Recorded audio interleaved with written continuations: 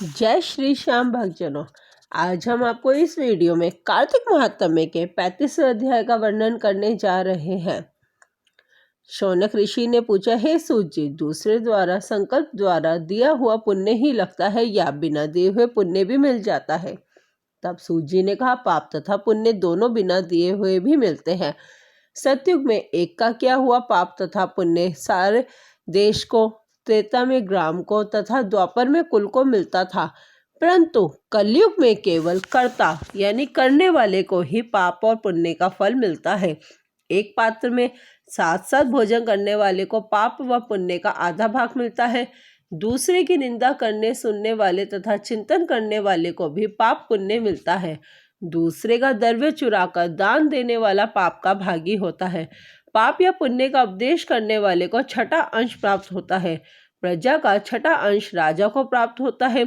इसी प्रकार शिष्य से गुरु, पिता से पुत्र तथा स्त्री से पति भी छठा अंश पाते हैं, परंतु स्त्री पति का आधा पुण्य पाती है। इस प्रकार बिना दिए भी एक दूसरे को पाप पुण्य की प्राप्ति होती है। इस संबंध में अत्यंत पुण्य देने वाला एक प्राचीन इतिहास सुनो। एक समय उज्जैनी नामक नगरी में धनेश्वर नाम का एक ब्राह्मण मन उचित कर्मों से रहित, ज्वारी मदिरा पीने वाला, वैश्यगामी, रस कंवल तथा खाल बेचने वाला अत्यंत पापी ब्राह्मण रहता था। वह क्रय विक्रय हेतु कई नगरों में घूमता फिरता महिष्मती नगरी में गया और वहां पर 1 मास तक ठहरा।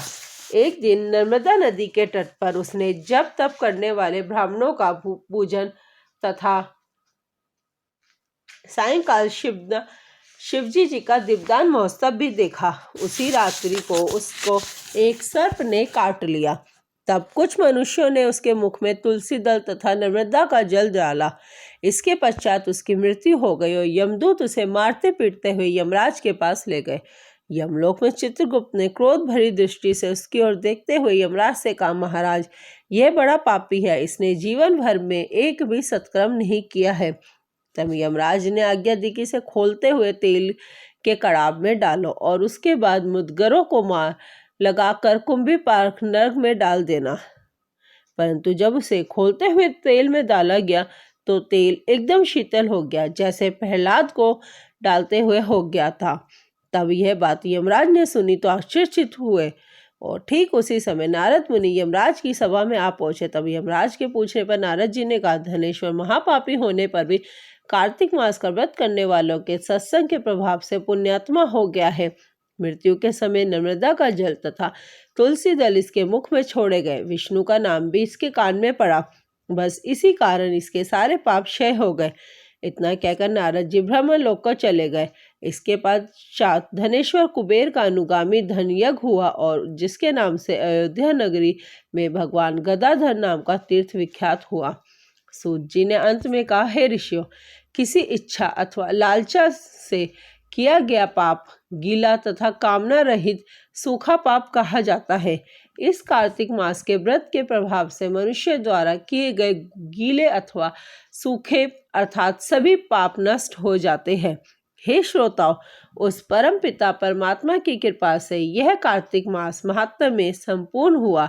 जो इसके अनुरूप आचरण करेगा वह तो जीवन में सभी सुख और जन्म में मोक्ष को प्राप्त होगा ही, श्रद्धा पूर्वक इसको पढ़ने, सुनने और सुनाने वाला भी असीम पुण्य फल प्राप्त करेगा। इसी के साथ कार्तिक महात्म्य का 35वां अध्याय समाप्त होता है और साथ ही कार्तिक महात्म्य के संपूर्ण अध्याय समाप्त होते हैं।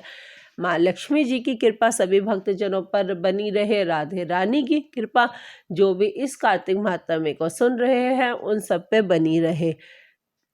जय श्री श्याम भक्तजनों।